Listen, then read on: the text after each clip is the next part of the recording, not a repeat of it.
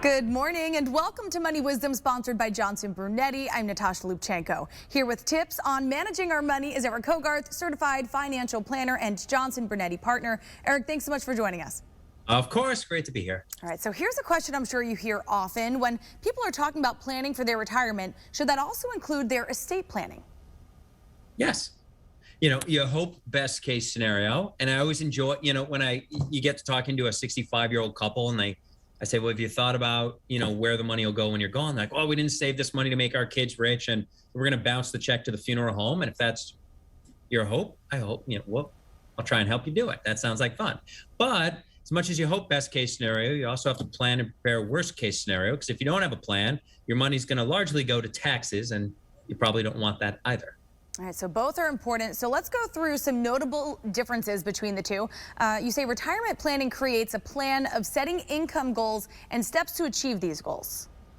Yeah, I mean, so the average conversation with someone who is thinking about retiring is, well, I feel like I've done a good job saving money. And the strategy for saving money during working years is save as much money as you can so that you arrive at retirement and you actually can. But most people arrive at that point saying, feel like we've done a good job saving, but don't really have a plan. So you talk about, well, what are you going to spend? Where are you going to live? What's the lifestyle going to be? You start to look at those different types of things. And that's really retirement planning. And that's what gives people a peace of mind that, okay, I can retire. I'm excited about this, feel good about this, and off we go. All right, so that's the gist of retirement planning. Now, estate planning, you say, creates a plan for your money after you've passed. And this can be daunting. I'm a firm believer that everyone should have a will. And then people ask, they're like, well, can I just do it myself on the internet? There's a website that I found. Like, I wouldn't. You can probably find a YouTube video that'll tell you how to, do your own dental work. I wouldn't recommend it though. Like, I'd rather use someone who actually went to law school and get a will. And then do you need a trust? Well, some people really see the benefits of having that. Some people don't need it. Some people don't want it. But good estate planning attorneys, and we can point in the right direction with some of these folks, are willing to have a conversation with you at no cost to talk through this stuff and give some guidance on what makes the most sense. But an estate plan is what's going to happen to your money when you're gone. Okay, and here's another thing to know about estate planning is that it can reduce taxes on what you leave behind.